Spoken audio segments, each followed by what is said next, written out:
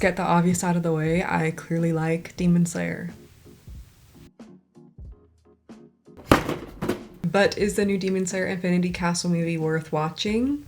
Yeah, but with a few caveats. I think the mixed reviews are valid, and I will get into that. Infinity Castle has been dominating the box office worldwide. It beat the Titanic in Japan, and I think it makes sense because this arc is the big payoff that all of us have been waiting for. It is the final fight. So if you haven't seen Demon Slayer in a while, I highly recommend watching a recap video. I'll put a screenshot and link the one that my husband and I watched together before we went and watched the movie, because I think a refresher would be really good for a movie. I have read the manga, so I knew it was coming. I read it, I think, 3 or 4 years ago, and I loved it. I was very excited to see these fights animated and see these backstories. Demon Slayer has always been very memorable for me, and a lot of people complain about how boring, how predictable Demon Slayer is. While I can agree with that, I also think that its simplicity is its strength because it's an easy to follow shonen. I think that it's very well done. It's not trying to be anything different, and it does the emotional aspects well, in my opinion, because of how good they are at establishing the characters and how unique they are,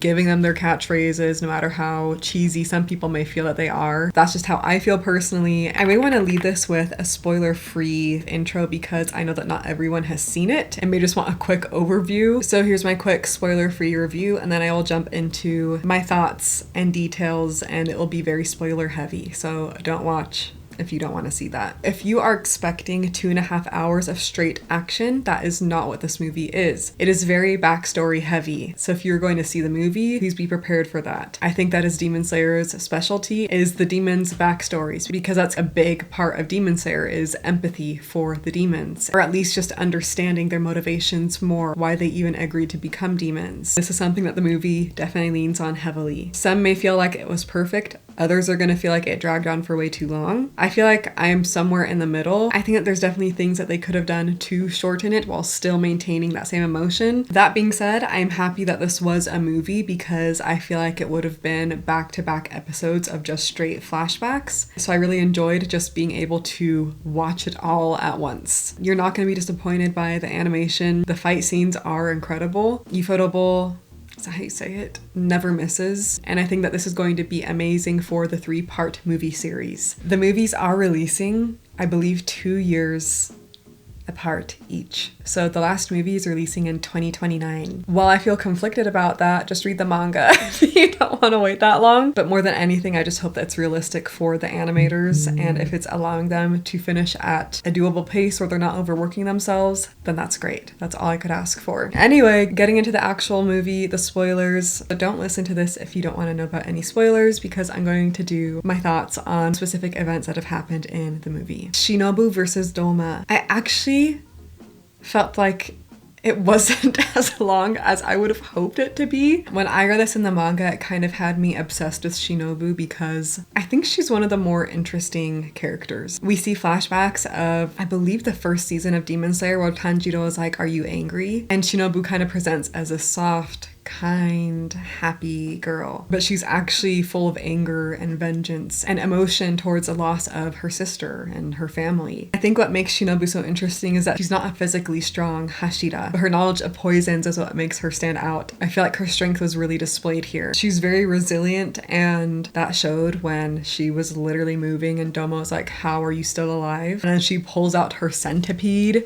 form, and I had goosebumps like that whole entire fight. So it's one of my favorite fights in all of Demon Slayer, and I'm really excited to see Kano in part 2 of the movie. Zenitsu versus Kaigaku. This one, I felt the exact same as I did in the manga, as I did watching it, as kind of like, where is this coming from? I feel like it was very rushed in the sense of, what do you mean Zenitsu has a friend, a cohort that is a demon, and we get introduced to all of it. I don't really care about his backstory. I didn't think it was that intriguing. So the emotional payoff was not really there for me. That was probably my least favorite part of the movie and felt kind of boring, yawn, except for the grandpa's line of him saying, "You are my pride and joy." That did get me teary-eyed, but that's because we already knew of Gramps. Obviously, seeing Zenitsu's 7th form was incredible. I don't think anyone can ever critique the actual fight scenes. Again, it's ufotable, and Yuki Kajiura is the composer, and she's like my goat. So I've been seeing a lot of people talk about how weak Zenitsu is, and of course he only beat the brand new demon, and they literally say that in the movie.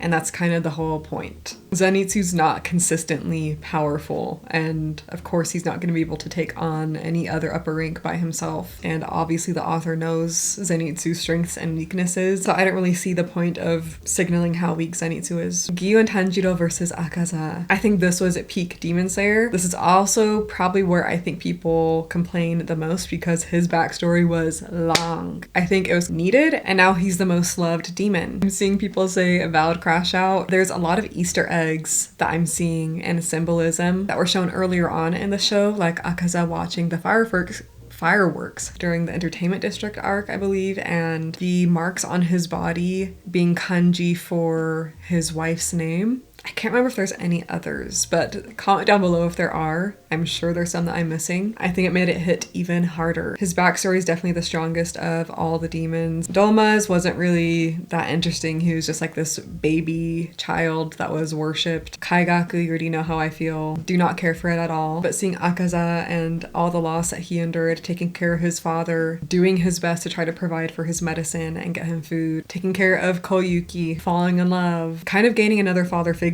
after his loss, and then losing them. That was just so heartbreaking to see. And him gaining awareness and saying stop regenerating, punching himself. All of it was very emotional, and I loved it. It was incredible, very well done. The only complaint that I could see people saying again is how long the backstory is, but I found it interesting and necessary for Akaza's character. Now, Giyu, on the other hand. Giyu and Gyome are my favorite Hashiras, and I feel like this fight is starting to show why that is. He's very observant. He matches Tanjido and doesn't overstep. I feel like he's not very flashy and doesn't show off, but he knows what he's doing. Tanjido literally left him in the dust when he blacked out. Demon Slayer Infinity Castle, I believe, is worth the watch if you're okay with the backstories. I believe that it was just confirmed that they are not going to do a digital online release this year. Maybe it'll come out next year. If you're here for like very complex dialogue, then you're in the wrong place. Demon Slayer's not the anime for that. But if you want amazing fights, flashbacks that add depth to the characters, the demons, and a story that's very easy to follow but still emotionally moving, then I do think that this will be worth your time. Overall, I'd probably rate this an 8.5 out of 10. Great animation as always, amazing music, and it's making me really excited for the setup for the next movie in 2027.